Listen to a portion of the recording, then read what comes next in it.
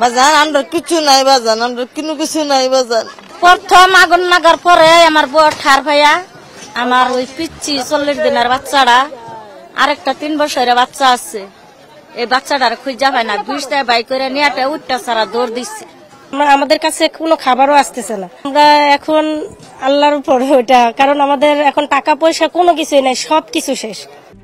RICL TMX, যুগের পর যুগ স্থাপনা থাকে মজবুত। এই 2টা রুম আমার ছিল, এই 2টা রুম, একটা বলার বউ থাকছে আর একটা আমি থাকছি নাতির লইয়া। ইটা থাকছে বলার বউ আর 2 নাতি লইয়া আমি এই রুম লইছি। অনে বাবা আমরা কোনো কিছু নাই, কিছু লইয়া আমি থাকমু খামু কি করমু, একটা গেলনও নাই পানি যে খামু।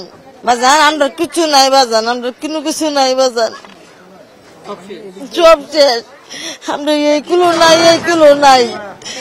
এই ভিডিও আমনে ফুটছি, এইদিকে আমনে ফুটছি, কিছু লয়ে বাড়িতে না, মাল সামান লয়ে বাড়িতে না, কোনো কিছু লয়ে বাড়িতে না। এই ভিডিও আমরা যার দান লয়ে বাড়িছি। প্রথম আগুন লাগার পরে আমার বউ ঠার ভাইয়া, আমার ওই পিচ্ছি 40 দিনের বাচ্চাটা, আরেকটা 3 বছরের বাচ্চা আছে। এই বাচ্চাটার খুঁজা পায় না, 20টা বাইক করে নিয়ে উঠটা সারা দৌড় দিচ্ছে।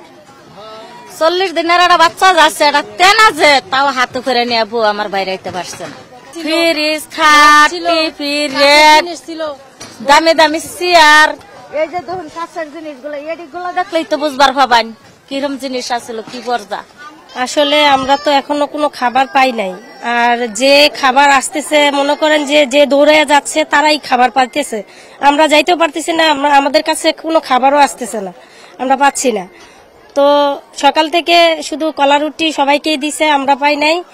তো কোনো রকমে নাস্তা না আমরা খাইছি, আর কোনো কিছু আমরা এখনো পাই নাই। খাবার পানি কোনো কিছু এখন পর্যন্ত আমরা পাই নাই। আমরা এখন আল্লাহর উপর ওইটা, কারণ আমাদের এখন টাকা পয়সা কোনো কিছুই নাই, সবকিছু শেষ। আমাদের যে একটা কিছু আইনে বাচ্চাদেরকে খাওয়াবো, ওই জিনিসটা আমাদের নাই।